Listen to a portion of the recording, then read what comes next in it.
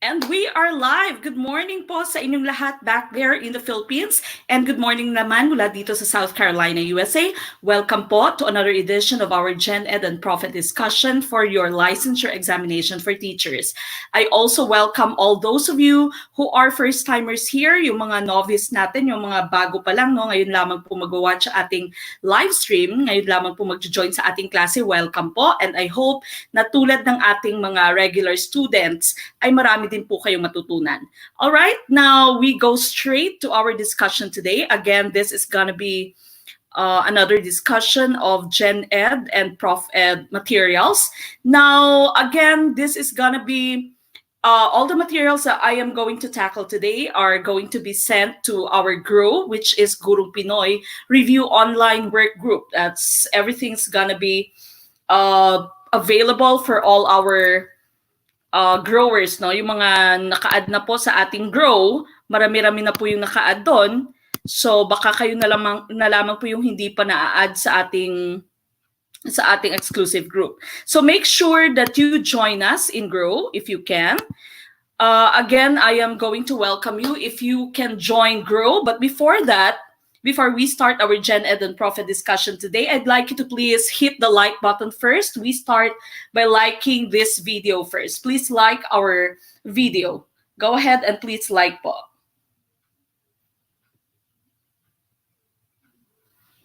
Again, please hit that like button so that we can already start with our discussion.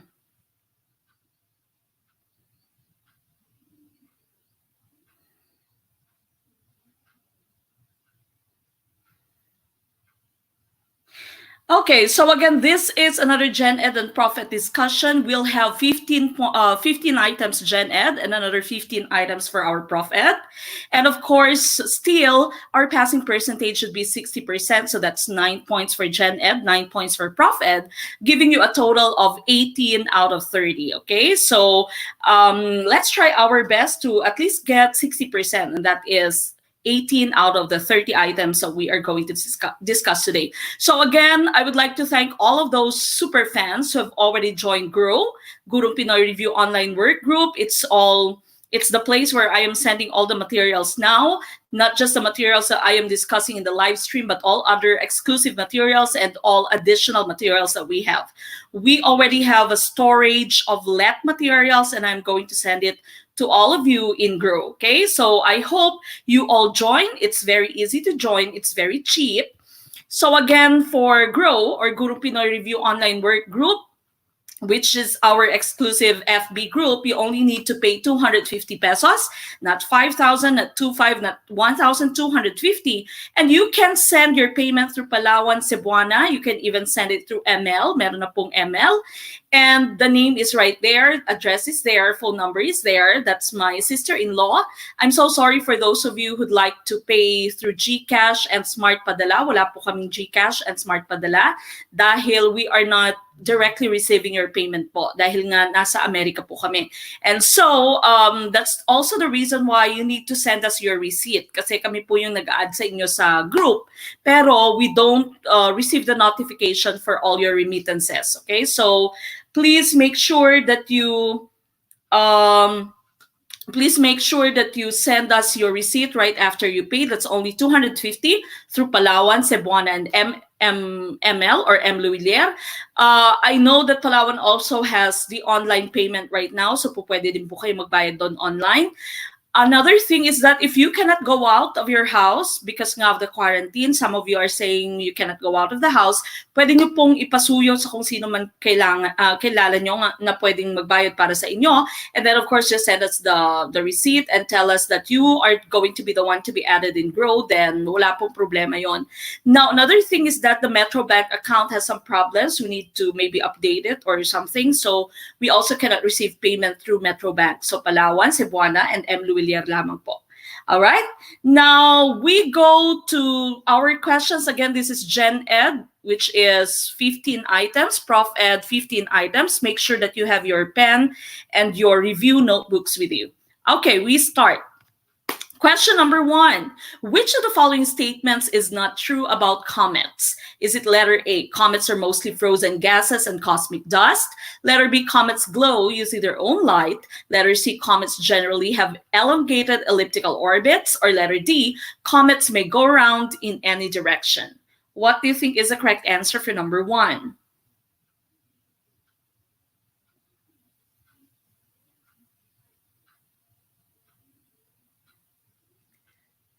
Yes, marami na pong nakapag-join ng Grow. So, join na po kayo, habol po kayo. Baka kayo na lamang pong hindi pa nakakapag-join.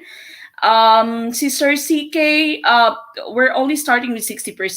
Okay, of course, we are going to increase the passing percentage as we go further with our review. This is just the start. We've only been having our live stream for maybe 2 weeks now.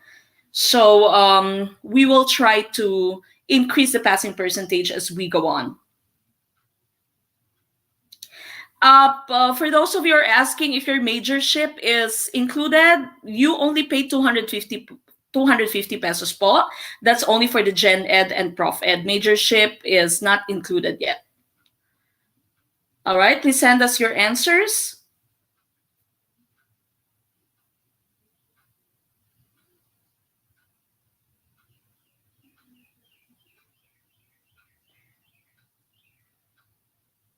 All right, some more answers, please. Okay, so again, our question is, which of the following statements is not true about comets? Alin dito ang hindi tama about sa ating kometa? Is it comets are mostly frozen gases and cosmic dust? Letter B, comets glow using their own light. Letter C, comets generally have elongated elliptical orbits. Letter D, comets may go around in any direction.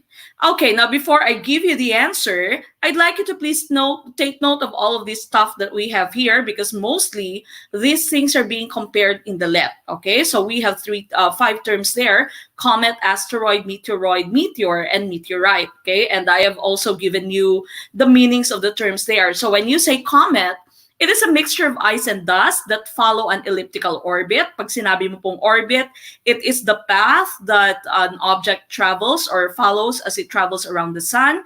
Pag sinabi mo namang elliptical, this means elongated. Okay, so medyo oval po siya, oblong. Now, comets do not have their own light. They are lighted, they are lit when they come very close to the sun. Okay, so because of the heat coming from the sun, that's when they make the glow. Okay, now asteroid naman, pag sinasabi mong asteroid, these are rocks found in the asteroid belt, which is found between Mars and Jupiter. Meteoroid, these are stones and metals that travels in space. So yung meteoroid mo are actually like asteroid, pero outside sila sa asteroid belt. Okay, so these are asteroids outside the asteroid belt.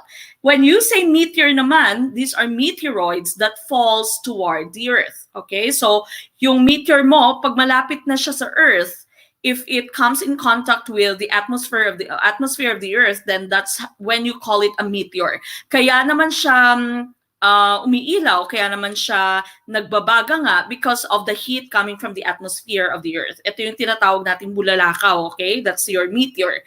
Now, once it reaches the surface of the Earth, pag nahulog na siya sa surface mismo ng Earth, then you'd call it a meteorite, okay? So these are the 5 different terms that you'd come across in the LET. And these 5 different terms are going to be asked from you. These are going to be compared. All right, now going back now to our topic, we were talking about comets, and we said comets are mixtures of ice and dust. They follow an elliptical orbit. They don't have their own light, okay? They become lit because of the heat coming from the sun. Now, the most famous comet is the Halley's Comet. Lumalabas din po ito sa LET. Please take note of this. This is the most famous comet of the 20th century. It's only known as a short period comet, and it takes 75 to 79 years for Comet Halley to orbit the sun. Okay, so but when you say long period comets, kasi they take 200 millions of years to complete their orbit. But in the case of Halley's Comet, it's a short period comet, and it is the most popular of all the comets of the 20th century. Now, going back to our question, which of the following statements is not true about comets? Again, comets are mostly frozen gases and cosmic dust. Comets glow using their own light. Comets generally have elongated elliptical orbits. Comets may go around in any direction. The correct answer, of course, would be Letter B. They don't glow using their own light. They glow because of the heat coming from the sun. Okay, so because of the heat, when they come in contact with the surface of the sun, or when they come near the sun, that's when they become lit. Okay, so for number 1, letter B is the correct answer. I hope you got the correct answer for number 1. We proceed to number 2. A British physician and bacteriologist, Sir Ronald Ross, was awarded the Nobel Prize in Medicine for his researches in the letter A, liquid fuel rocket, letter B, prevention of hepatitis, letter C, transmission of malaria, letter D, control of cholera. Okay, what's the correct answer for number 2?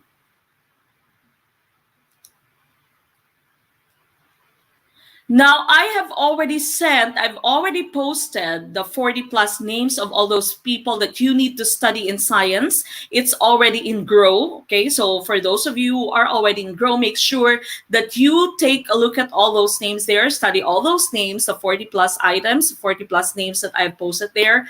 All those things, all those people are very important in your taking the LET. Okay, so nandun na po sa Grow, lahat ng mga father, lahat ng mga discoveries, all those important scientists that we have in science.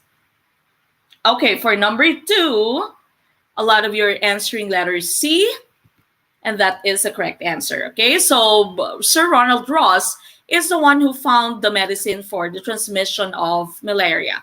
Okay, now let's take a look at these 3 types of mosquitoes, which are also one of the favorite topics in the LET. Now, I'd like to tell you or talk about first the 2 terms that we have here at the bottom. When you say vector, that means the carrier. When you say causative agent, that means what was the cause. Ano nga ba yung mikrobyo? Ano nga ba yung germ? Ano ba yung virus na naging cause ng disease na ito? So in the case of malaria, your causative agent is a parasite called Plasmodium vivax. Lumalabas din po ito sa LET, so please take note of that.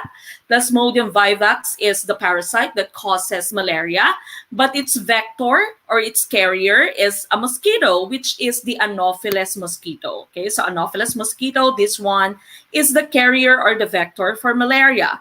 Now, there is 2 other forms of mosquito which are also very popular. Of course, the most popular, I think, would be Aedes. Okay, Aedes aegypti or Aedes albopictus. This one carries dengue, yellow fever, Zika virus, and chikungunya. Okay, so these are the vectors, or these are the carriers of these types of diseases. Now, also remember that it's only the women mosquitoes, the female mosquitoes who are biting because they need the blood for the production of their eggs. So, mga lalaki po ay hindi nangangagat. Now, in the case of your Culex mosquito, so Culex mosquito mo naman, they can cause or they can carry encephalitis, filariasis, and elephantiasis. Okay, so these are the 3 different vectors that we have as mosquitoes, and they are also coming out in the lab. Okay, so make sure that you know them and you know the difference. Okay, now, so again, for number 2, your answer was C. Okay, now we go to number 3. Number 3, a thermometer measures letter A, energy, letter B, heat, letter C, pressure, letter D, temperature. What do you think is the correct answer for number 3? Good evening po sa lahat ng mga kakalag-in pa lamang. Welcome to our live stream. Habol po kayo. Okay, so number 3, what do you think is the correct answer for question number 3?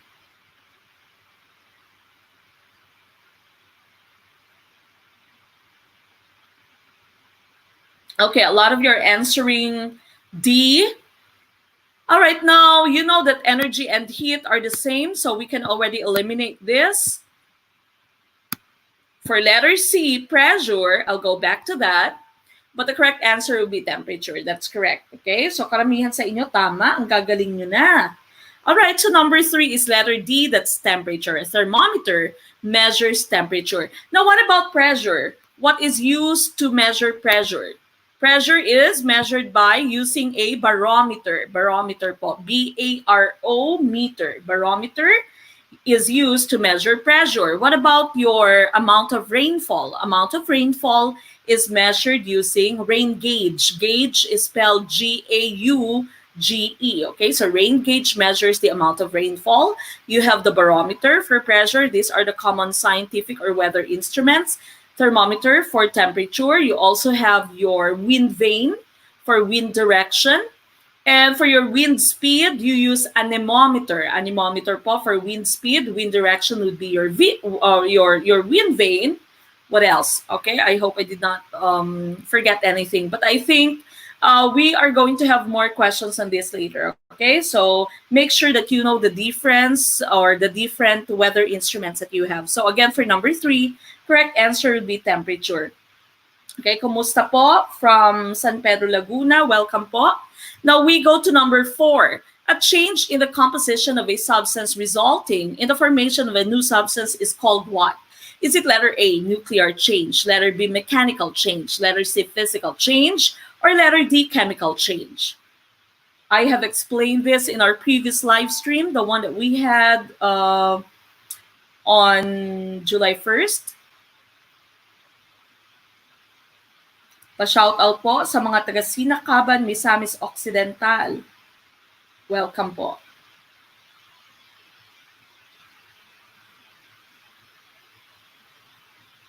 All right, very good, very good. I can see that a lot of you already know the correct answer. Okay, so that means natututo talaga kayo. And ini-internalize nyo talaga ang ating mga discussion since yung mga items na medyo familiar niya sa inyo, alam nyo na yung tamang sagot. Very good. Okay, watching from Santiago City, Isabela. Good evening po dyan. All right, now of course, the correct answer for this one would be letter D, chemical change. That's correct. All of you got the correct answer, okay? So again, remember, we have 3 types of changes in chemistry. Physical change, when you say physical change, the substance is not changed. It's still the same substance. There's no change in the composition of matter. You can easily convert it back to its original form. So we said phase change is just a physical change. So boiling, evaporation, melting, freezing, all this are just physical change. Nuclear change involves a change in the nucleus of the atom. Now remember, you have 2 types for this, fusion and fission. Fusion, when you merge them, when you fuse them, when you fuse smaller nuclei to make a bigger one. Example for this would be the creation of energy of the sun. And the other one is nuclear fission, when you split bigger nucleus to form smaller ones. And an example for this would be our atomic bomb, hydrogen bombs, nuclear bombs, okay? So the correct answer here would be number or letter D, chemical change. That's correct. All right, now we go to number 5. Which of the following is the normal body temperature?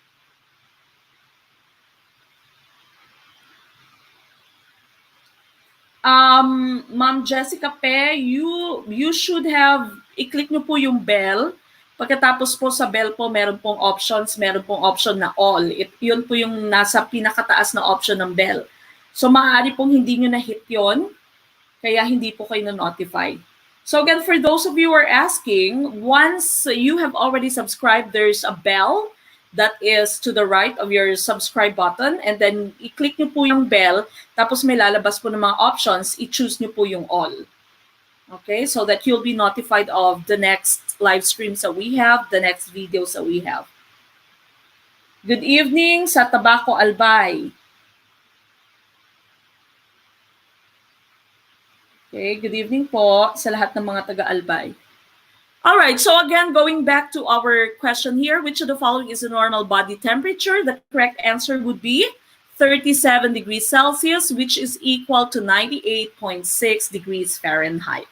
Okay, so that's the correct answer, and that is our normal body temperature. Okay, now we go to number 6. The history of the Earth has been divided by scientists into eras. Which of the following shows the arrangement of these eras into the proper sequence, from the oldest to the most recent? Is it Precambrian, Mesozoic, Cenozoic, Paleozoic? Letter B, Paleozoic, Cenozoic, Precambrian, Mesozoic. Letter C, Cenozoic, Mesozoic, Paleozoic, Precambrian. Or letter D, Precambrian, Paleozoic, Mesozoic, Cenozoic. Okay, go ahead and answer number 6. Which one do you think is the correct answer?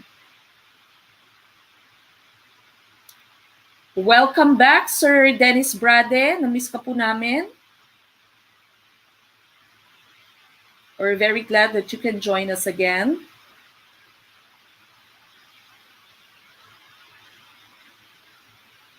All right, please send us your answer for number 6. Which one is the correct arrangement of the eras of the Earth?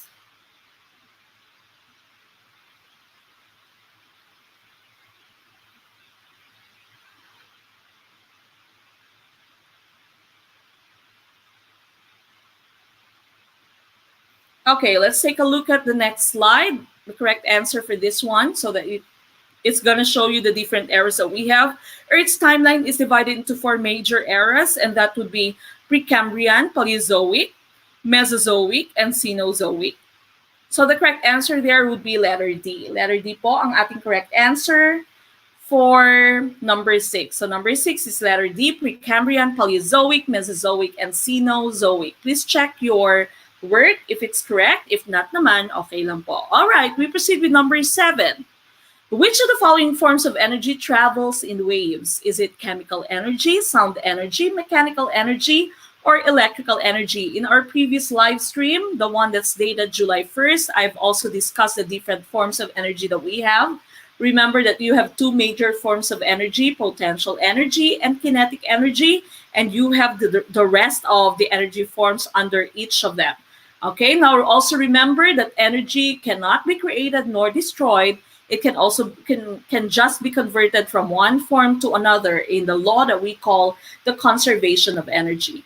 Okay, now which one do you think is the form of energy that travels in waves?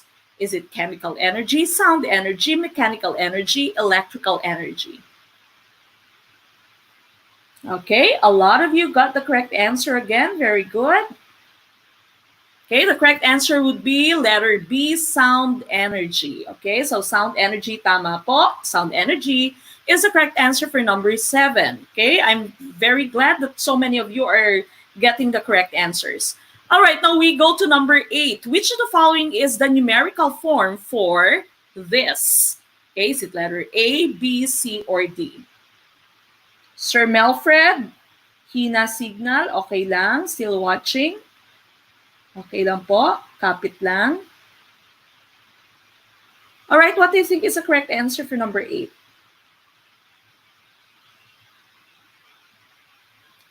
Yes, Sir Dennis, marami na po tayong students. Palaki na po ng palaki ang ating online classroom.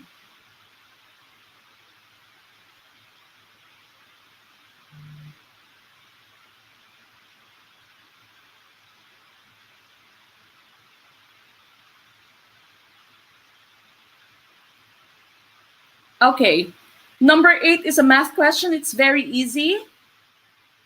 Ma'am Devora Joy, welcome po. Watching from Calamba, Laguna. Shout out sa lahat ng mga taga Laguna. Okay, number 8, of course, we are looking for the numerical form for 20,020. 20,020, and the correct answer would be letter C. Okay, so letter C, 20,020. That's correct, okay? Now we go to number 9. Okay, number 9 is still a math question. A vehicle consumes 1 liter of gasoline to travel 10 kilometers. After a tune-up, it travels 15% farther on 1 liter. How many liters of gasoline will it take for the vehicle to travel 230 kilometers? Sir CK, watching from City of Seven Lakes. Ano yung City of Seven Lakes?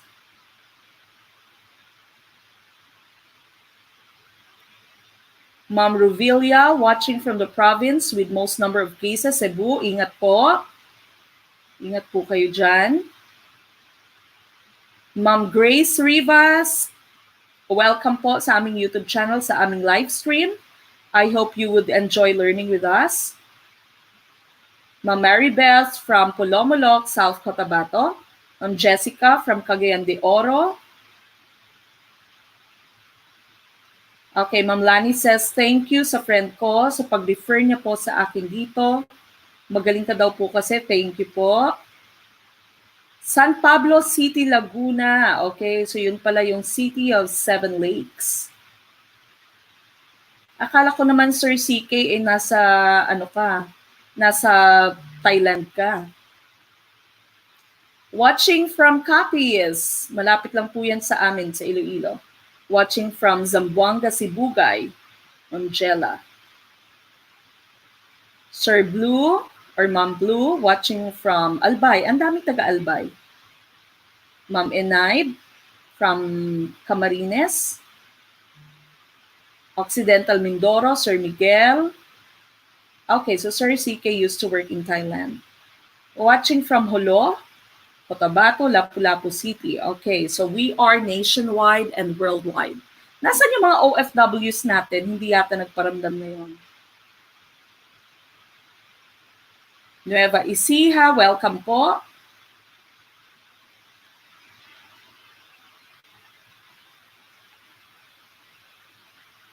Sawadika. Zambao City, Davao City, Hong Kong. Hello, Ma'am Junive. Ayun na si Ma'am Junive. Zamboanga, Pampanga. All right, now going back to our problem. Na-solve niyo po ba? So merong isang car na if it wants to travel 10 kilometers, the consumption is 1 liter of gasoline. Now, chinune up yung car. So after nun, it can travel farther on by 15% on 1 liter. Nag-improve po yung travel distance niya. How many liters of gasoline will it take for the vehicle to travel 230 kilometers? That is after the tune-up. Okay, ano po kaya yung tamang sagot sa number 9? What do you think is the correct answer for number 9? Okay, from Capiz, Ma'am Vanessa. From Maguindanao, Marinduque, Sukat, Muntinlupa. Hello po. Thank you, Ma'am Mansky Tam. All right. What do you think is the correct answer for number 9? Going back to our question here. Number 9. Okay, I'll go ahead and show you the computation. So again, sabi dito, in 1 liter of gasoline, it can travel 10 kilometers. Pero chinune up siya at it can already travel farther by 15%. So the first step that we are going to do is we get 15% of 10 kilometers. Okay, so that means 15% of 10, which is equal to 0.15, the 0.15. We just converted 15% to decimal, into a decimal. Then we multiply that by 10. And of course, since we are just multiplying by multiple of 10, we only move the decimal point 1 time to the right since this is multiplication. So we have 1.5. So yan po yung improvement, 1.5 kilometers. And we add that to the 10 kilometers na originally ay nata-travel niya with just 1 liter of gasoline. Okay, so adding that, now it can travel 11 kilometers, or that should be 11.5. Okay, so this should be 11.5. I'm sorry, that should be 11.5 kilometers in 1 liter. So nakakapag-travel na po siya ng 11.5 kilometers in 1 liter. Okay, hindi lamang po 10 kilometers, but now it is 11.5 in 1 liter. So the question is, ilang litro ng gasolina yung mako-consume niya if it wants to travel 230 kilometers. So we have our ratio and proportion here. 11.5 kilometers in 1 liter. Then 230 kilometers, ilang liters bang kailangan para makapag-travel siya ng 230 kilometers? So that is just equal to 11.5 out of 1 or over 1. Okay, so kinonvert lang po natin ang ating mathematical statement into this. 230 out of x. Okay, now, so that we can get x, we cross-multiply. Cross-multiply niyo po siya. So 11.5 times x, 230 times 1. So that means we have 11.5x equals 230. Now, for us to get the value of x, we divide both sides by 11.5. Okay, so i-divide po natin both sides by 11.5, which gives us 230 divided by 11.5, and the answer is letter D, that's 20 liters. Okay, so 20 liters is the correct answer for number 9. So number 9 is D. Okay, we go to number 10. All right, number 10 is still a math question. What is the cube root of 3 squared multiplied by 3? The quantity 3 squared multiplied by 3. Is it letter A, 9, letter B? Okay, I'm sorry po, this should be B, and this should be C. Okay, there's something wrong with our letters. So that should be A, 9, letter B, 3 by 3, or 3 multiplied by 3, letter C, 27, letter D, 3. What's the correct answer for number 10? Okay, it's still a math question, but it's very easy. Negros Oriental. Okay, Sir Melfred is a TLE major. Later po, I will be asking you of your major so that alam natin kung anong major yung marami sa atin. No? San Carlos Negros, malapit lang sa amin. Sa Iloilo. Okay, again for number 10, we are asked for the cube root. Alam niyo naman po yung cube root, di ba? Meron tayong square root at meron din tayong cube root. Your cube root, of course, would look like this. Okay, so which one is the cube root of the quantity 3 squared multiplied by 3? Okay, and the correct answer here would be letter D. That's letter D is 3. Okay, so 3 is the correct answer. I think a lot of you also got the correct answer. Okay, so number 10, that's 3. 3 is the correct answer. Watching from Cagayan. Shout out po sa lahat ng mga taga Cagayan. All right, so number 10, the correct answer is 3. Now we go to number 11. This is still math. This is just easy because it's just asking you for the formula. To find the perimeter of a rectangle that has a length of 16 inches and width of 12 inches, which of the following equations can be used? Okay, so which one can you use to find the perimeter of a rectangle?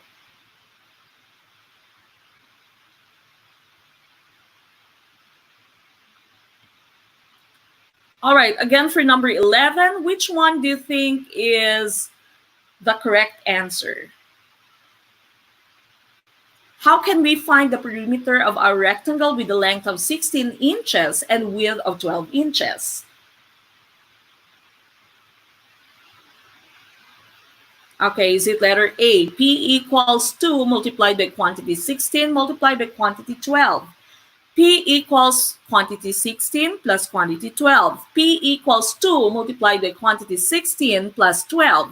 Or P equals 2 multiplied by the quantity 16 plus 12. Okay, iba-iba na po yung sagot. May A, may D, may C. Okay, now let's go to our correct answer. Now remember that the formula for the perimeter of a rectangle is 2 multiplied by the quantity length plus width. Okay, so uunahin po yung pag-add ng length plus width. Okay, although you can, of course, distribute that, but this is our formula. So following the formula, the correct answer for this would be letter D. P equals 2 multiplied by the quantity 16, which is our length, plus 12, which is the width. Okay, so letter D is the correct answer for number 11. Okay, now we go to number 12. This is in the category social studies. A young girl left her baby at a monastery. The child grew up without knowing her mother and father.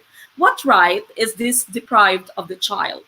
Is it letter A, right to freedom of choice, right to quality education, right to identity, right to life?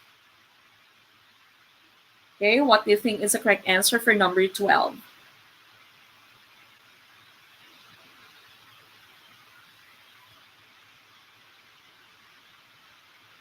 Alright, so again for number 12, yung bata ay iniwan sa isang monastery, okay, sa isang bahay ampunan, and she grew up or he grew up without knowing her mother and father. So what right is deprived of her or him?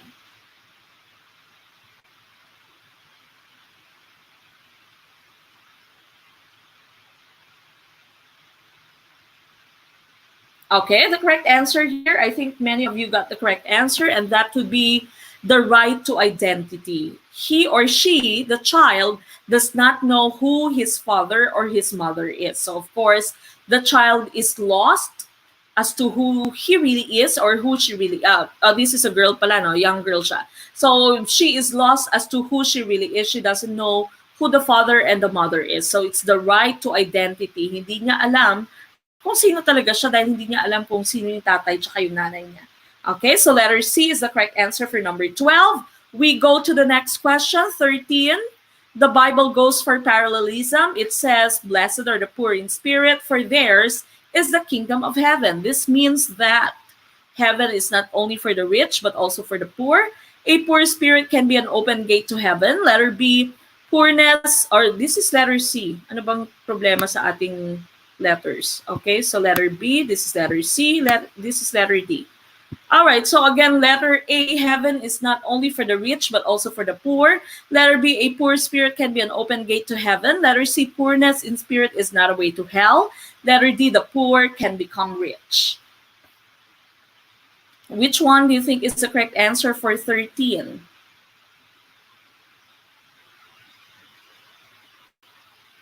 Okay, so sabi dito, the Bible goes for parallelism. Blessed are the poor in spirit, for theirs is the kingdom of heaven. This means that heaven is not only for the rich, but also for the poor. Poor spirit can be an open gate to heaven. Letter C, poorness in spirit is not a way to hell. Letter D, the poor can become rich. Okay, so sabi dito na number 13, blessed are the poor in spirit, for theirs is the kingdom of heaven. So sinasabi po natin ditong poor in spirit, yung pong mga sinasabing pobre espiritu, no? Pobre espiritu, that means yung mga inosente.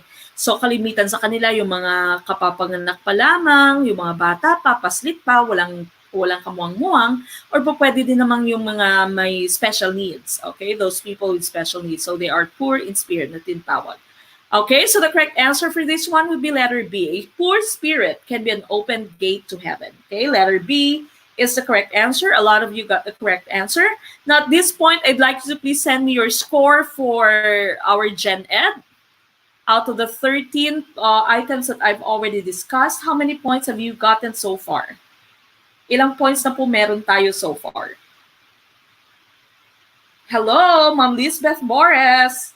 Ihanda mo na yung pandesal.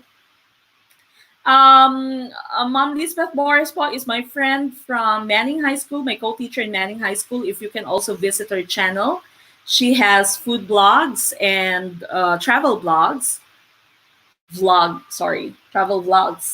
And the YouTube channel is PH USA Guru. Okay, so if you can visit po the channel and subscribe, then that's going to be very much appreciated. All right, so your scores are 11, 12, good job. 11, 9, 12, 9, okay. Congratulations, a lot of you are doing well. Those of you who still need to study hard, then it's okay. Don't take it as failure, but take it as a challenge. Okay, so that means we still have more room for improvement, okay, more room for growth. Okay, so si Ma'am Kazukari sabi 10, tapos lahat na mali ko is math. Okay, so that's good po, ma'am. At least we know what your weakness is. Okay, so alam natin na yan dapat yung ating ina-address. Okay, thank you so much, Ma'am Teacher Je. Watching from Dubai, hello. Assalamualaikum, kefalhal. All right, so again, a lot of you already have passed. Okay, so far, meron po tayong dalawang questions, and we proceed to question number 14. A couple was just married. The groom is a score older than the bride. How old is the bride if she is one score younger than the 40-year-old groom? Is it 20, B 40, C 50, D 30?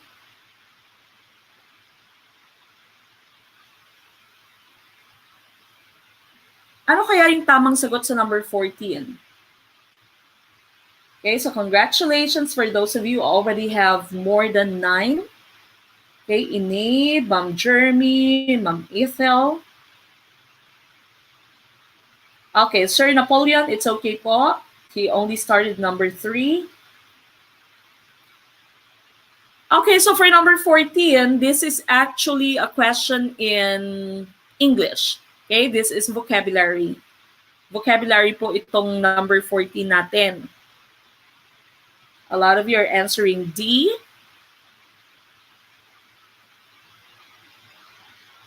Okay, bakit karamihan sa inyong ID? I think for number 14, your basis was 40. Okay, so ito yung naging basehan nyo, no? Dahil 40-year-old yung groom, siguro ay 30-year-old yung bride. Ganun ba yung line of thought nyo for number 14? Okay, sabi dito sa number 14, the groom is a score older than the bride. How old is the bride if she is 1 score younger? Okay, now, ang score po, ibig sabihin nito, the term score in English, this means 20 years. Okay, so this means 20 years. So the correct answer here would be letter A, 20. Okay, because the groom is 40 years old minus 20, which is a score, that makes our bride 20 years old. So score is a term in English which means 40 years. Okay, so letter A po ang tamang sagot sa number 14 because score means 20 years. Now, there is another term. Meron din term na fortnight. Ano naman yung fortnight? Okay, I'll see you after a fortnight. Ilang araw ang fortnight? Ilang araw naman yung fortnight? Fortnight would mean, yes, anong ibig sabihin ng fortnight? Fortnight naman would mean 14 days. 14 days po to, so 2 weeks. Okay, so these are just terms that we have in English. Okay, so score again is 20 years. Fortnight would mean 14 days. Okay, so correct answer for number 14 is letter A, that's 20. All right, next one. Number 15, a swimming contest is held in a 4-lane swimming pool, which is 50 meters long. This is the last one for GenEd. The contest is for 200 meters. How many times will each swimmer swim in this contest? Okay, so there's going to be a swimming contest for 200 meters. And this is held in a 4-lane swimming pool, which is 50 meters long. Okay. Now, how many times will each swimmer swim in this contest? Very easy. Okay, this elementary math. Giveaway na ito sa inyo, no? For number 15, very easy. This just giveaway. What do you think is the correct answer for number 15? 10 times, 16 times, 5 times. Okay, I think it's pretty obvious. Yes, that's correct. Letter D, 4 times is the correct answer. Okay, so that ends our GenEd for today. Again, as I have mentioned, as you may have noticed, I'm trying to keep our live stream shorter because, of course, we are going to make this more often. So the next live stream that we have will be on Tuesday, then we'll have Thursday, then Saturday. Okay, that's all for the entire month of July. So make sure that you have hit the bell button. If you have not hit the bell button yet, then make sure that you do that right now. And please, if you haven't liked the video yet, please like it, smash the like button. Go ahead and like it now. We'll go back in a few minutes. We'll go back at 7:50. We'll take a few minutes of break. Again, please like this video and please share this to your Facebook page until we come back. Go ahead.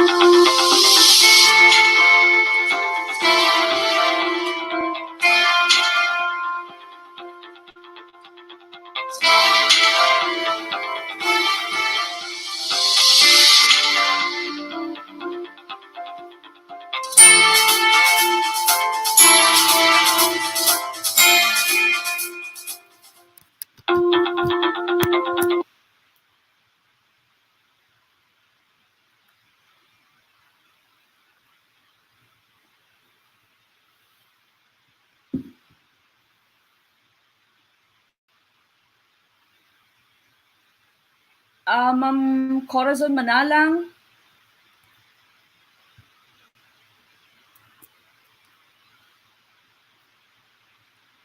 Ma'am Corazon Manalang, nasa group na po kayo.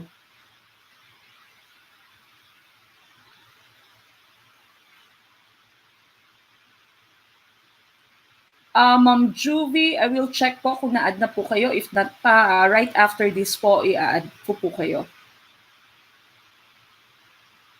Ma'am Juvie, I think I have sent you a private message. Make sure po na you check po yung, check nyo po yung sa mga message requests na nasa inbox po ninyo. Join po kayo doon sa sinend kong link and then I will be approving it po later. Ma'am Rafaela, yes, meron po kaming civil service pero wala po akong time ngayon to discuss civil service examinations, but we have a lot of materials po for civil service. So mag-chat na lang po kayo through Gurong Pinoy and I think my husband can send you some materials. Welcome back, Ma'am Aida from Bacoor, Cavite. Ma'am Elmi, welcome po. Yes, for those of you who still have not joined GROW, again, that's only 250. You can send through Palawan and through ML and also through Cebuana. Balikan nyo po yung previous slides natin dito on how you can send. The name is the name of my sister-in-law. Please go back and join. Yes, thank you, Sir Migs, for inviting all your classmates. All right, so before we hit the professional education, before we start with ProfEd, I'd like you to please like this video first.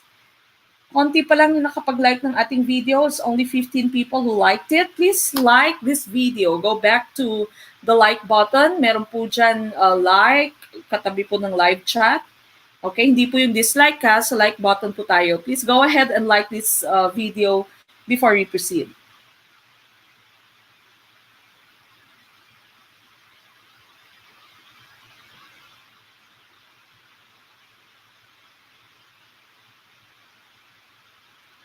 Okay, now we continue. Sige, move on na po tayo. Punta na po tayo sa ating ProfEd. Okay, so again, for ProfEd,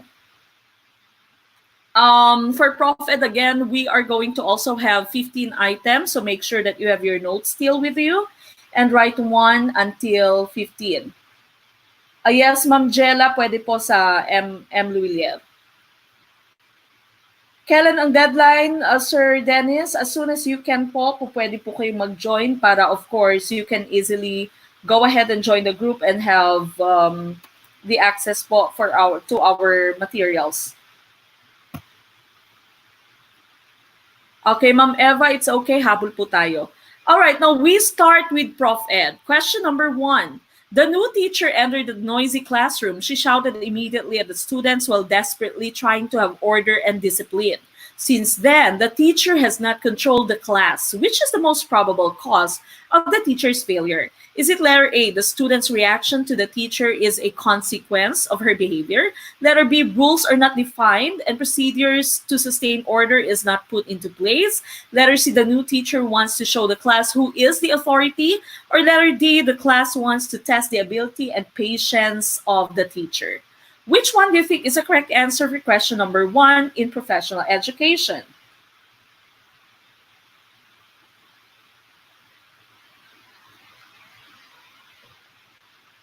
Yes, that's right, Sir Melfred. Sabi ni Sir Melfred, walang maiiwan. Papasa tayong lahat. Tiwala lang. Yes, go, go, go po. Join GROW because I'll be sending a lot of secret materials there until the last day prior to you taking the LET.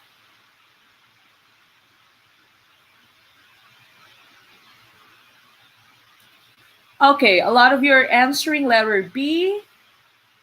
Okay, so now going back to our question here, the first question. The new teacher entered the noisy classroom. She shouted immediately at the students, desperately trying to have order and discipline. Since then, the teacher has not controlled the class. So what do you think is the probable reason why the teacher failed in disciplining these students? The correct answer, of course, is letter B. That's correct. Rules are not defined and procedures to sustain order is not put into place. So as a new teacher, it's very important for you to always be black and white with your rules. Okay, so i-state mo muna lahat ng rules nyo at the beginning of the school year. Kaya medyo mahirap pag hindi kayo nakapag-start ng school year, no? At mahirap din pag baguhang teacher kayo. So katulad ninyo, pagkatapos nyo mag-take ng LET, ay magtuturo na kayo. So pupunta na kayo sa teaching field. And of course, you will be new teachers. Pag first year teacher mo, you are of course going to go through a lot of difficulties, a lot of challenges as a new teacher in the teaching field, okay? So ititest ka ng student, itutry ka ng student, but of course, you have to stay tough and you have to act as an adult in the classroom, okay? So dapat po nakalatag yung rules mo, and dapat for you to sustain order in your class and discipline in your class, maging consistent ka sa iyong rules. Okay, so for number 1, letter B po is the correct answer. Okay, now we go to number 2. Which of the following examples illustrates the use of questions to focus people's attention on the key points of the lesson? Is it letter A, why are machine-made goods cheaper than those made by hand? Letter B, what is Rizal Park known for? Letter C, have you ever enjoyed watching the clouds on a bright day? Letter D, who came while I was writing on the blackboard? Okay, which one do you think is the probable question? Which is a very good question that you can use to focus people's attention on the key points of your lesson. Okay, this is number 2.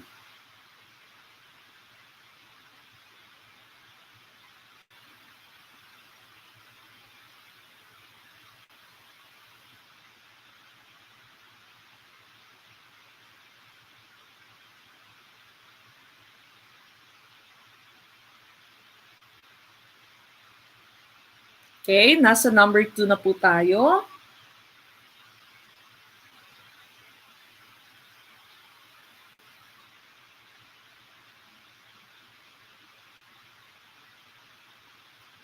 All right, now a lot of you have varied answers, but most of you got the correct answer, and that will be letter C. Have you ever enjoyed watching the clouds on a bright day? Now, yung question po natin dito for number 2 is simply talking about motivation. Okay, how do we motivate the students? So when you motivate students, you should be talking about things that they can relate with. Now, we cannot choose letter B. We also cannot choose letter C. Letter D, I mean, so B and D, we cannot choose this because these are convergent questions. Alam niyo po yung ibig sabihin ng convergent questions, di ba? Convergent and divergent questions. Pag sinabi mong convergent questions, there is only one correct answer. Pag sinabi mo namang divergent questions, these are open-ended questions. They don't have one correct answer. So, maaaring iba-iba yung sagot nila based sa kanilang opinion. So, letter B and D are all just convergent questions. Yung letter D nga, irrelevant to. Now, letter A and C are very good types of questions because these are divergent questions. That means iba-iba ang maaaring maging sagot ng inyong mga estudyante. Walang isang tamang sagot based on their opinion. So why are machine-made goods cheaper than those made by hand? Maaring makapagdebate kayo based on that question. No? Maganda yung magiging discussion nyo. But letter C is the best choice that we have here because it is more personal. Okay? So remember, again, this is just asking about motivation. When you motivate your students, it should be the questions or the activity that you use for motivation should be in relation to your objective. It should be related to your objective, but at the same time, it should be a question that your students can relate with. Okay? So dapat makapag-relate din sila. So the correct answer here would be letter C. Letter C po tayo for number 2. Now we go to number 3. You are assigned to teach students with varied abilities. You want to teach a more homogeneous grouping. Which type of grouping will tend to benefit your students? Is it letter A, mixed ability grouping? Letter B, low ability grouping? Letter C, within class ability grouping? Or letter D, high ability grouping?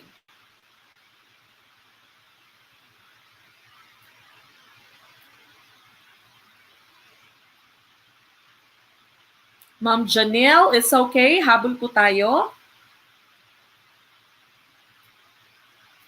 Okay, number 3. What do you think is the correct answer for number 3?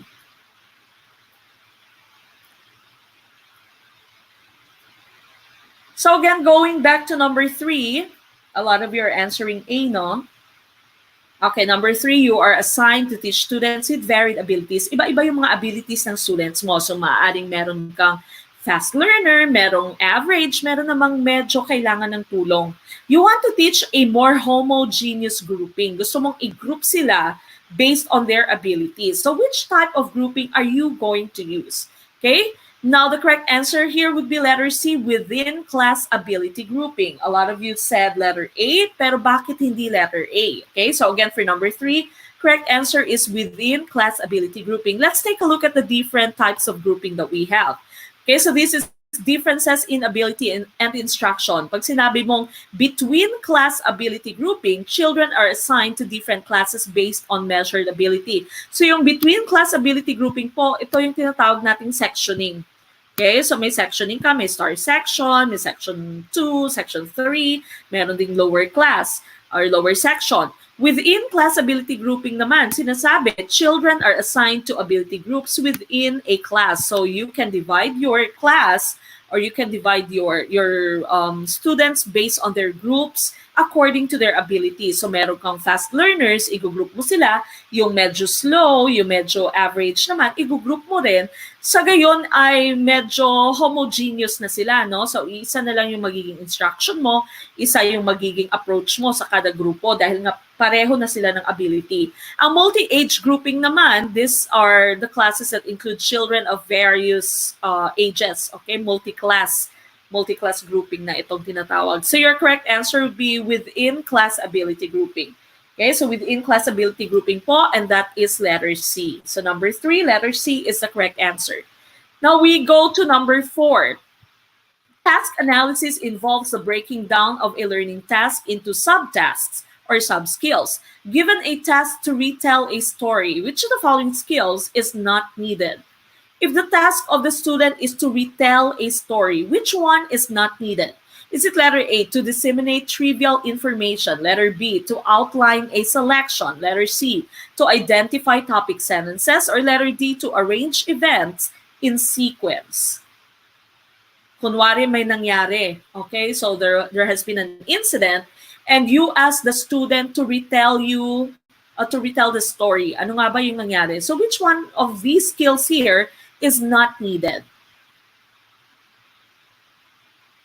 Is it to disseminate trivial information, outline a selection, identify topic sentences, arrange events in sequence? Okay, again, we're already at number 4 for ProfEd.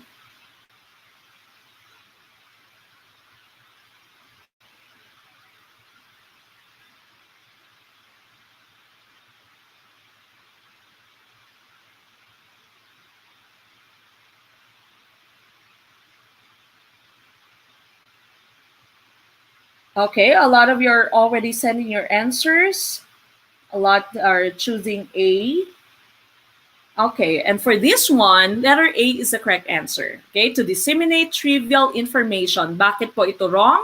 Dahil, remember, we are looking for the skill that is not needed. Why is this not needed and why is this wrong?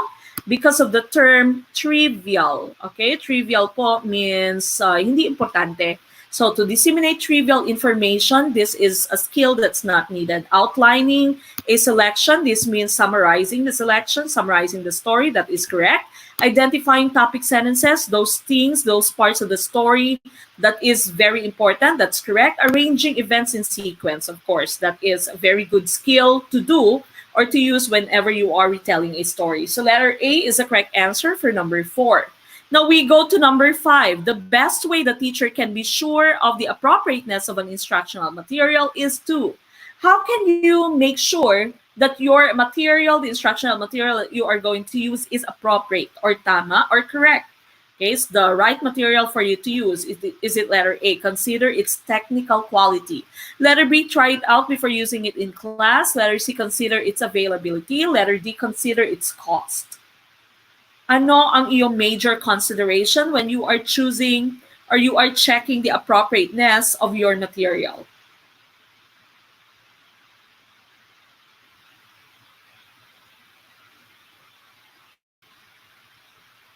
Okay, so iba-iba din ang inyong answer for number 5. There's A, there's C, there's B, Okay. Now, going back to number 5, sabi dito, the best way the teacher can be sure of the appropriateness of an instructional material is, okay, paano nga ba magiging sure na appropriate yung material na ginagamit mo? And this is actually really true when you are already teaching, no, sa inyong lahat na nakapag-teach na, kunwari si Sir CK, di ba, nagtuturo na si Sir or nakapagturo na si Sir, paano mo ma-check kung talagang appropriate bagay yung instructional material mo, tama yung ginagamit mong instructional material. And the best way for you to try this or to check this is letter B, to try it out before using it in class.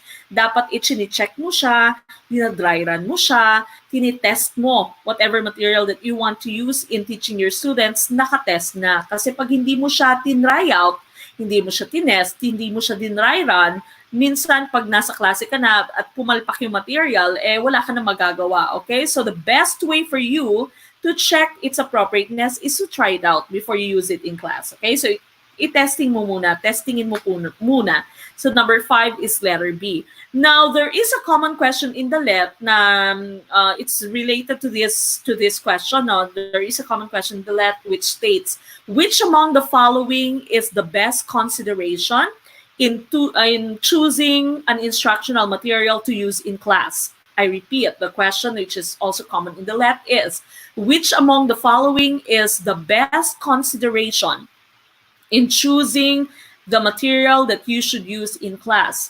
At may mga choices ka po, the cost, availability, the beauty, for example, of the material, the appropriateness to the lesson. Ganyan, your correct answer for that one, the correct choice in that question would be its appropriateness to your lesson. So kahit gaano pa siya kamura, kahit available pa siya, kahit maganda siya, yung quality niya ay maganda, kung hindi siya appropriate, hindi siya akma, hindi siya bagay sa yung objective, hindi mo po siya magagamit. Okay? So the best consideration for you in choosing a material that you should use in class is its appropriateness to your objective. Okay? So dapat related siya sa yung objective. Hindi po pwedeng dahil lang mura siya, dahil available siya, dahil maganda yung quality niya. Okay? But for number 5, correct answer would be letter B. Okay, now we go to number 6, which best indicates the effectiveness of classroom activities. When can you say that your classroom activities were effective? Is it letter A, the laughter and enjoyment of students? Letter B, the application to daily life of concepts learned? Letter C, the utilization of varied techniques and approaches? Letter D, the variety of instructional materials used?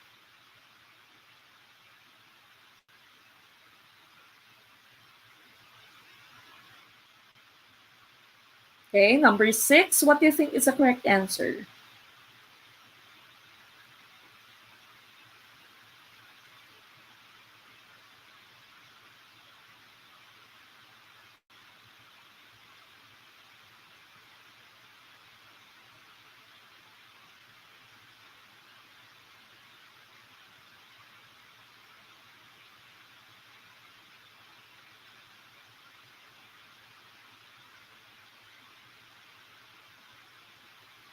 All right, a lot of you are answering and you're choosing letter B.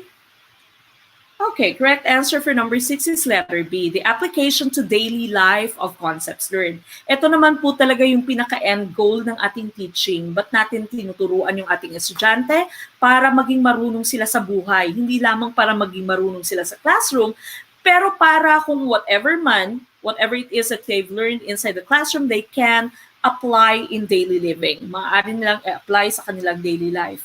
So the correct answer would be letter B, the application to daily life of concepts learned. Okay, so that's the correct answer. Number 7, which term applies to the search for related literature by computer access of databases on disks kept in libraries? This is a very common question in the lab. Is it letter A, online research, letter B, manual research, letter C, compact disk computer research, letter D, computer research?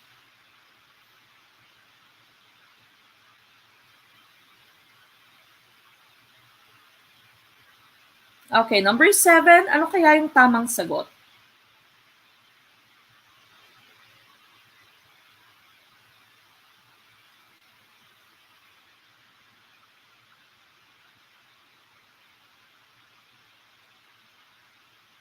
All right, some more answers.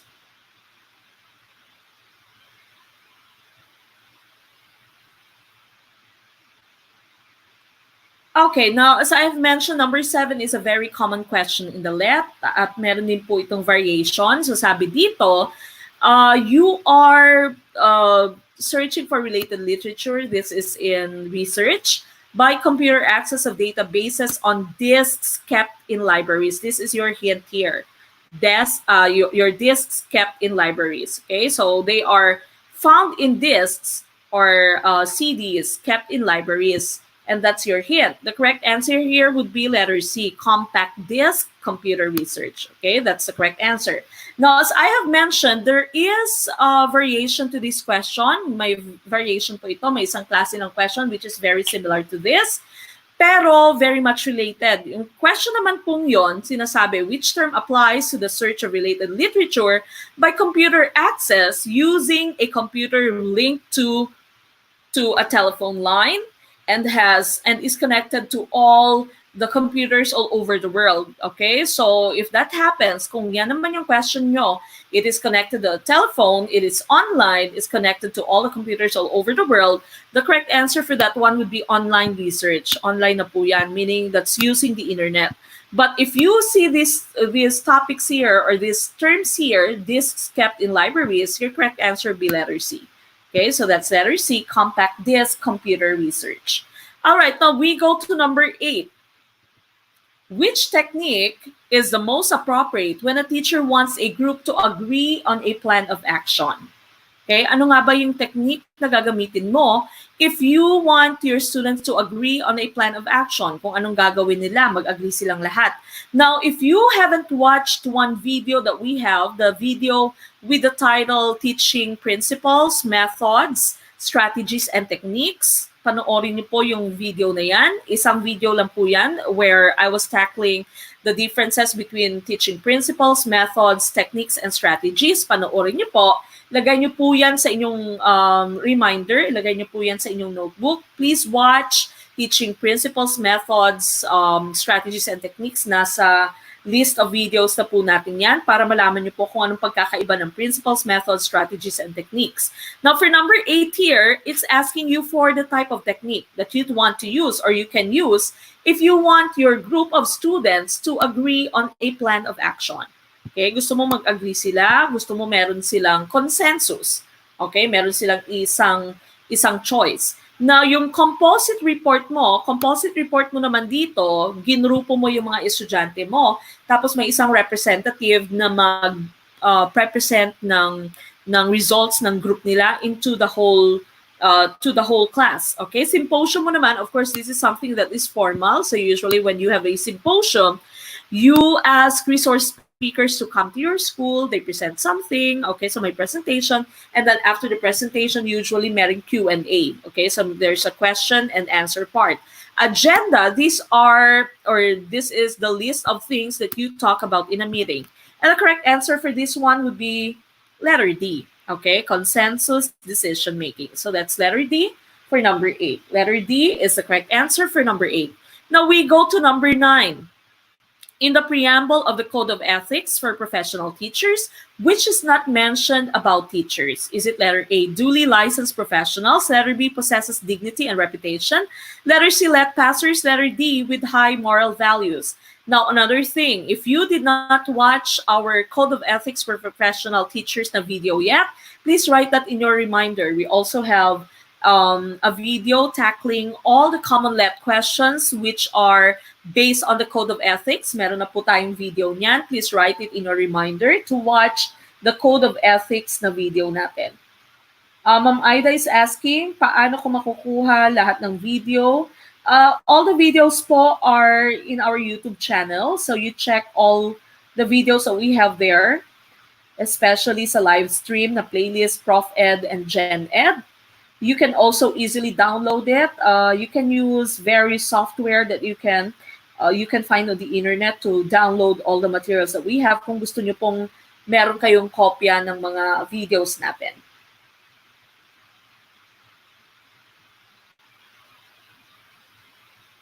Okay, so again for number 9, which is not mentioned Saan dito yung hindi na may mention? Sa ating preamble of the Code of Ethics. Now, when you say preamble, this is like the preface. Ito po yung paunang salita, okay? Paunang salita, preamble of the Code of Ethics. Parang the first part of the Code of Ethics, so meron munang preamble. And the correct answer here would be, okay, looking at this preamble, teachers are duly licensed professionals who possesses dignity and reputation with high moral values as well as technical and professional competence in the practice of their noble profession, and they strictly adhere to, observe, and practice this set of ethical and moral principles, standards, and values. Sa makatuwid po, the correct answer would be letter C, let passers. Okay, so wala pong mention ng let passers, the terms na let passers sa preamble ng Code of Ethics. All right, so number 9, letter C is the correct answer. Now we go to the next one, number 10. A comprehension skill of higher level, which may be inferred or implied from reading, is letter A, picking out the main idea, letter B, noting specific details, letter C, following directions, letter D, drawing conclusions. Now you are being asked for comprehension skill of higher level. And the terms that you have here, the tips that you have here, it may be inferred or implied, meaning minsan ay hindi siya direktang nakikita mo, hindi siya direktang nababasa mo. So ano ito? Okay, iba-iba na ang inyong sagot. Okay, 107 viewers. Good job. Thank you so much for your support to Gurong Pinoy. And thank you so much for believing that you can all pass to this channel. I am very glad to be of service to all of you. Okay, so kapit lang po tayo.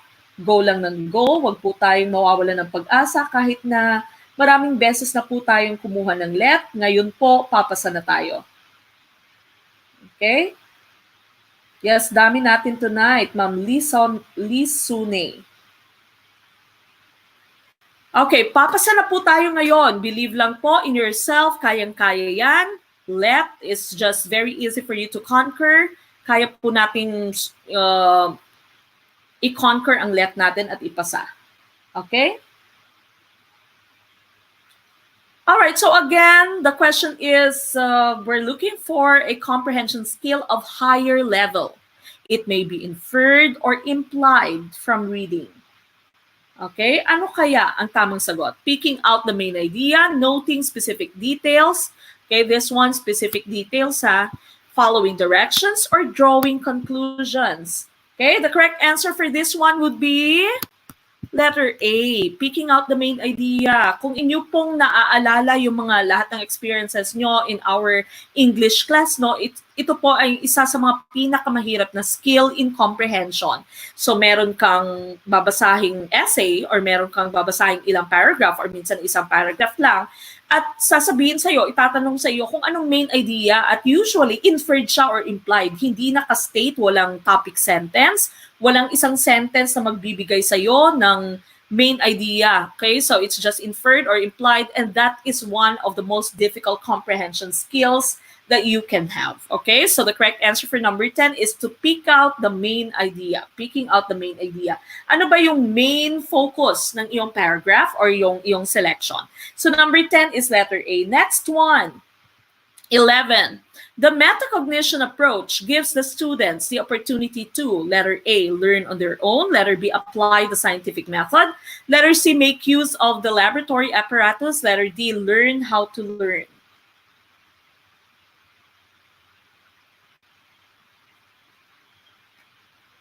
Hi, kay Sir Oning, no?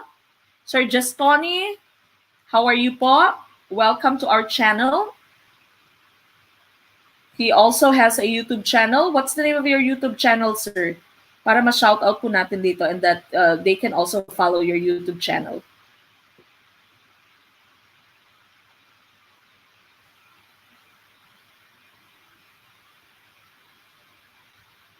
Yes, Ma'am Gemaline is saying, please share it. Share it to your page or to your Facebook account. Share it with your classmates. Tell the rest of the people that we can help pass the let. Okay, so that we can have more classmates in our online classroom.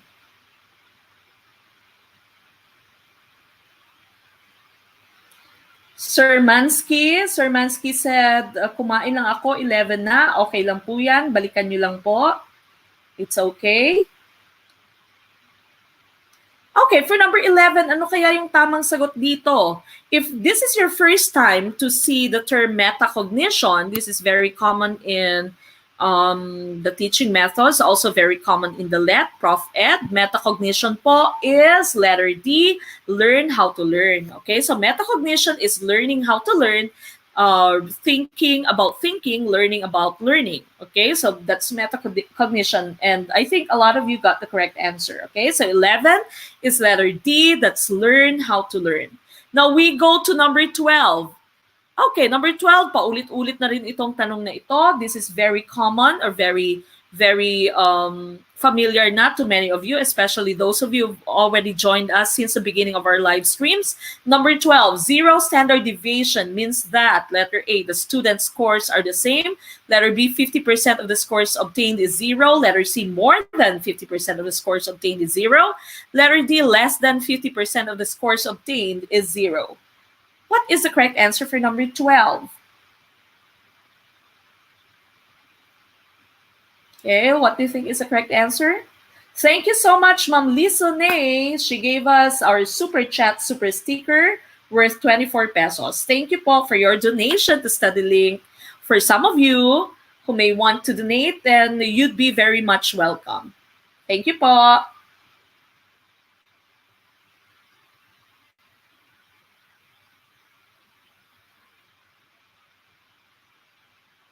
For numbers, Ma'am Jella, she's asking for the answers for 8, 10, 11. Later po, ma'am, you can ask your classmates. I cannot remember na din. Or ask them later. I think they have the correct answers.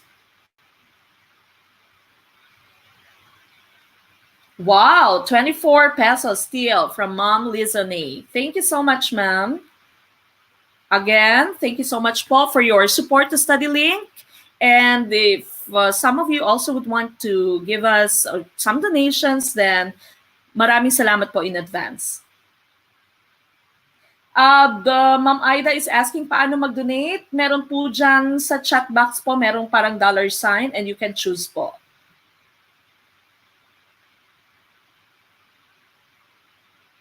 Okay, now going back to numbers 8, 10, 11. Sir Napoleon Lumugdang, thank you so much. Ma'am Jella, he's giving you the correct answers. 8 is D, 10 is A, 11 is D. Thank you, Sir Napoleon. Sir Poimnisha, you can just click the $sign po na nandyan sa chat box.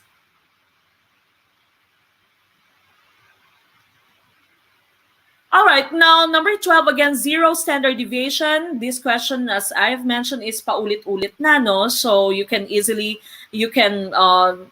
see this question in the LET, then very common question in the LET, and that is letter A. The student scores are the same. Standard deviation is a measure of variation, measure of dispersion, kung paano po ka-spread out ang scores ng iyong mga estudyante. And when you say there's zero standard deviation, meaning walang pagkakaiba ang kanilang scores. So the scores are the same. All right? So for number 12, that's letter A.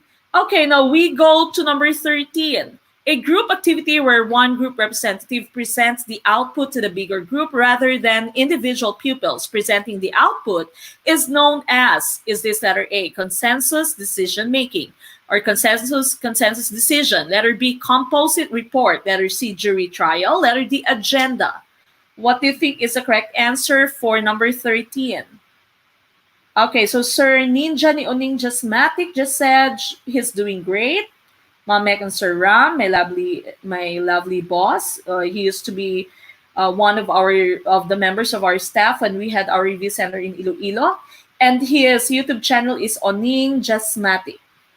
Okay, so if you can go ahead, if you have time later, go ahead and also visit his channel and subscribe to his channel. Okay, 13. I think I've already mentioned number 13 in one of the questions that we had earlier today.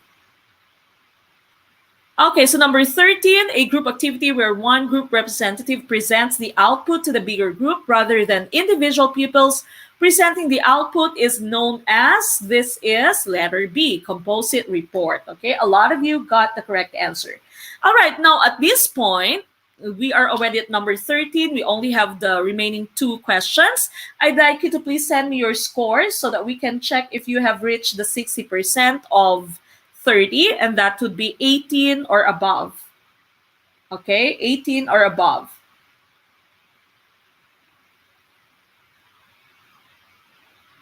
Okay, please send me your scores at this time. Ilan po yung tamang sagot ninyo out of the GenEd and the ProfEd that we have? Ilan na po yung tama? Again, add up your score from GenEd and ProfEd.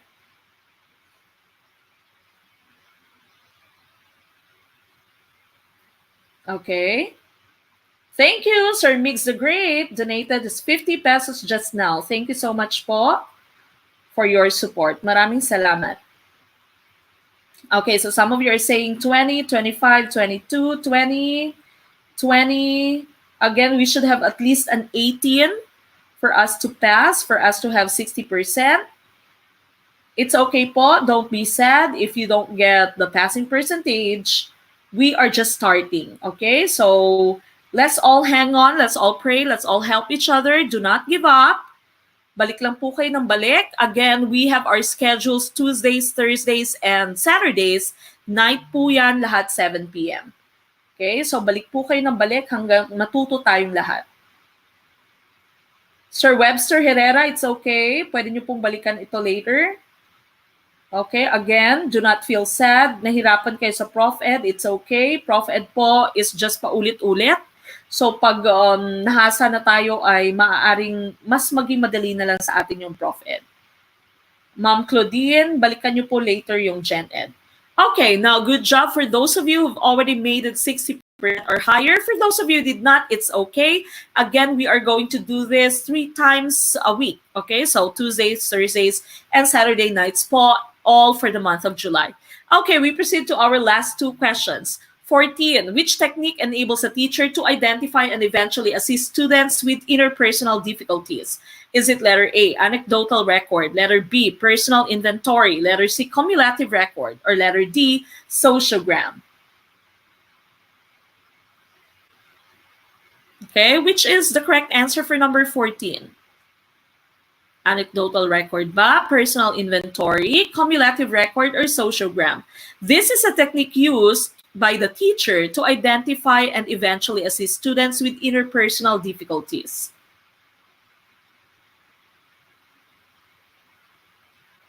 Ma'am Claudine, balikan nyo lang po later yung GenEd natin once we are done with the live stream.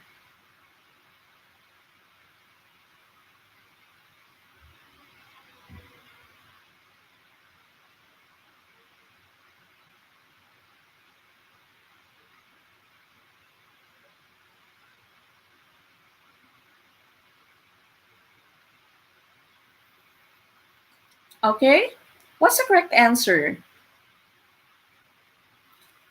Is it anecdotal record, personal inventory, cumulative record, or sociogram? Okay, now we go to the different things that we have here for number 14. Again, we are being asked for the technique which enables a teacher to identify and eventually assist students with interpersonal difficulties. Yun pong yung mga socially awkward, okay? Wala masyadong friends, medyo nahihiya, mahihiyain, medyo awkward when it comes to their social skills, okay? Social relationships. Now, isa-isahin po natin ito. Yung anecdotal record po or anecdotal report, ito po yung sinusulat ng teacher if there is something unusual that he or she has observed about the student. Kunwari, meron kang estudyante na napaka-jolly, napaka-cheerful, palagi po siyang tumatawa, palagi po siyang maraming kaibigan, palagi siyang napapalibutan ng mga friends niya. And then eventually, one day, she came in with a long, sad face. Napaka-sad niya. In isang araw, bugnutin siya, wala siyang kasama mga kaibigan, ayaw niya makipag-usap sa ibang tao. So then, the teacher is going to write an anecdotal record or anecdotal report. This is something that you write when you see something that's unusual. Okay, unusual about the student. Okay, now you have to remember that when you are writing your anecdotal report or anecdotal record, dapat maging objective ka. Okay, dapat wala kang bias. Okay, and you write your anecdotal record as soon as you can. Common question din po yan sa LET. Kailan mo kailangang isulat yung anecdotal record mo or anecdotal report mo? Pag meron kang napansin kakaiba sa student, you should write it as soon as you can. You should write it objectively, meaning wala kang bias. Okay, no bias. So that's your anecdotal record. Ang personal inventory naman, ito po ay ginagawa ng tao mismo. For example, you ask your students to answer their personal inventory. Personal inventory naman, you try to examine yourself, you try to reflect upon yourself, and you write your skills, your attitudes, your beliefs. Okay, so that's your personal inventory. Ini-inventaryo mo yung iyong personality. Ini-inventaryo mo yung pagkatao mo. Okay? Now, letter C naman, cumulative record. Ito naman ay isang bahagi ng forms sa DepEd, no? Yung cumulative record, ito yung lahat ng mga grades ng estudyante, lahat ng mga schools kung saan siya nag-aral. Okay? So, complete record. Okay? So, that's cumulative record. Now, yung sociogram naman, ito po yung ating tamang sagot. Okay? So, letter D, that's the correct answer. Sociogram is the correct answer for number 14. That's letter D. Now, I have found this material in online. This is by Ma'am Nurse Baldres. She is a student. I think this was her report. Okay, so I borrowed this. And in this report here, she said sociograms. This is a graphic representation of social links that a person has. It is used to analyze the choices or preferences each student makes within a group. Okay, so you use this to examine the social relationships of your students. Now, under your sociograms, there are different types of students. Okay, so there are categories of students in a class. You try to also examine yourself and you reflect upon yourself. When you were a student, anong klase ng estudyante ka? Were you a star? That's the first category of student in a sociogram. So, pag sinabi mong star, you are a student who is chosen by the most number of your classmates. Okay, so kunwari sa lahat ng parties, nandun ka. Sa lahat ng party ng yung classmate, imbitado ka. So you're a star, okay? That's one category of a student in class.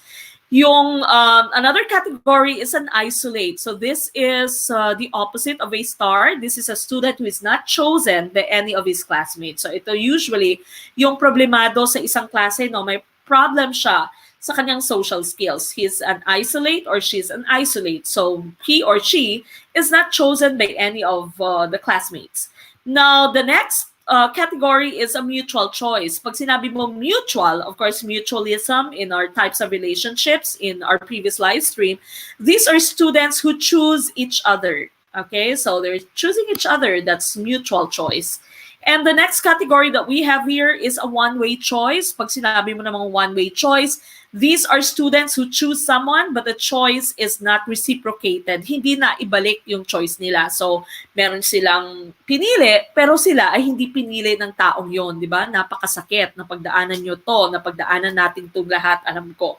Okay, so that's a one-way choice. And meron din tayong sinasabing click. Pag sinabi namang clique, this is a group of 3 or more students within a class who all choose each other. So, kumbaga, grupo. Okay? Barkada, grupo. That's your clique. Okay? Kaway sa mga di pinili, sakit, okay lang, papasa naman sa LET. Alright, so those are the different categories that we have in our sociogram. Now, to show you an example of a sociogram, I've made this. So, I think you are all very familiar with all the relationships that we have here. So, we have Kim Chu na bawal lumabas. Okay, ang ating kaklaseng si Kim Chu.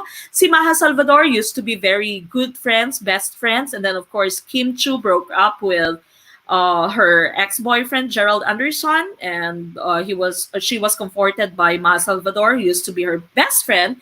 And then Maha Salvador also had a relationship with Gerald Anderson, which eventually led to the breaking up of their friendship, no, si Kim and si Maha. But of course now they're okay again. Then Maha Salvador, of course, was the ex-girlfriend of Mateo Godicelli. Mateo is now married to Sara Geronimo, who was also linked to Gerald Anderson, who was also a partner, a love screen partner of John Lloyd Cruz, who was also the love team before of Bea Alonso, who was also the ex-girlfriend of Gerald Anderson. Okay, so ito po ay isang example ng sociogram. Okay, so this is an example of a sociogram. Yes, kaway-kaway sa mga in-isolate, okay lang po yan. Papasa tayong lahat, papasa kayong lahat sa LET. Okay? So make sure that you know the differences between the categories of the students that we have, and you know the different techniques that we had in our previous question. Thank you so much, Sir Miguel. Donation of 75 pesos. Thank you po for being our super fan. Okay, now we go to the last question. Last question na po for ProfEd today. The main purpose of the compulsory study of the Constitution in the Philippines, in Philippine schools, is to: why do we teach our students the Constitution? Constitution po, the teaching of the Constitution is a mandate. Lahat dapat required to study the Constitution. If I can remember correctly, ito po ay napag-aralan natin when we were in our last year in college. Okay? So bakit? Bakit kailangan pag-aralan natin ang ating Constitution? Is it letter A, to develop the students into responsible thinking citizens? Letter B, acquaint students with the historical development of the Constitution? Letter C, prepare students for lawmaking. Gusto natin maging lawyers sila. Letter D, make constitutional experts out of the students. Okay, ano kaya yung tamang sagot for number 15? This is the last question. Last question. I hope you have 18 and above. Okay, so again, this is the last question that we have. Again, I would like to thank all of our super fans today. Lahat ng tao, lahat kayo na nag-donate today. So Ma'am Lisa O'Neill, who donated 24 pesos twice. Thank you so much po. We have Sir Migs, 50 pesos. And we also have Sir Miguel, 75 pesos. Thank you po for your help to Gurong Pinoy. Okay, so Ma'am Lisa Nay, sabi ni Ma'am Lisa Nay, palagi niyang nababasa itong tanong na ito sa FB. Sir CK, donation is not working. Just click the $sign po na nandyan if you can. If it's not working today, then we have a lot of other times. Meron po tayong Tuesdays, Thursdays, and Saturday night na discussion. It's okay po, Sir CK. Thank you so much. Ma'am Arlene, pagod. Pahinga lang po. Balik po tayo. Again, don't forget, please come back on Tuesdays, Thursdays, and Saturdays, 7 p.m. And tune in to our YouTube channel and tune in to our live stream for GenEd ProfEd discussion, okay? And if you are not members of Grow yet, make sure that you become members. Right after this discussion, I will be posting these materials to Grow, okay? So all those of you who are already growers, make sure that you go to the Facebook page, to our exclusive Facebook group, which is Grow, and you can easily just download the materials that we had, those things that we have discussed here. Okay, and of course, the correct answer for this one is, I think it's pretty obvious, and a lot of you got the correct answer. That is letter A for number 15. Okay, so the main purpose of the compulsory study of the Constitution is to develop the students into responsible thinking citizens. So again, I think a lot of you got the correct answer. Congratulations for all those who made it. Sa hindi naman, okay lang din po. Okay? So, make sure that you don't stop. You don't stop studying. You don't stop joining the live stream. If you can, please share the live stream that we have in your Facebook accounts, in any Facebook groups that you have joined in studying the LET. Okay, and I'll see you on Tuesday. Again, the next class will be on Tuesday. Thank you so much. How to join, Ma'am Rafaela? Go back po to our previous slides in this live stream. Makikita nyo po yung account kung paano nyo kung paano nyo po i-send yung inyong payment. That's only 250 pesos po. And then you'll have the access na to our group. Again, go back to the first part of this live stream. You'll see a slide where I have written the details on how you can send your payment. So again, we're accepting payment through Palawan, Cebuana, and Emily Villar. I'm sorry, we have no GCash and Smart po. And then make sure that you send your receipt once you have sent your payment. If you cannot get out of the house, ask another person to pay it to you, to pay it for you, and send us the receipt through our Facebook page, official Facebook page, which is Gurong Pinoy. And then we are going to add you to Grow, which is Gurong Pinoy Review Online Work Group. All right, so thank you so much for being with me and for learning tonight. I'll see you on Tuesday night. Sa muli, ito po ang inyong Gurong Pinoy na nagsasabing, lahat-lahat po tayo sabay-sabay, maliit man na butil ng mga kaalaman, ang dulo nito ay malaking kaginhawaan. Maraming salamat. Good morning from South Carolina, USA, and good night sa inyong lahat. Stay safe and stay COVID-free. I'll see you in our next live stream on Tuesday night. Good night!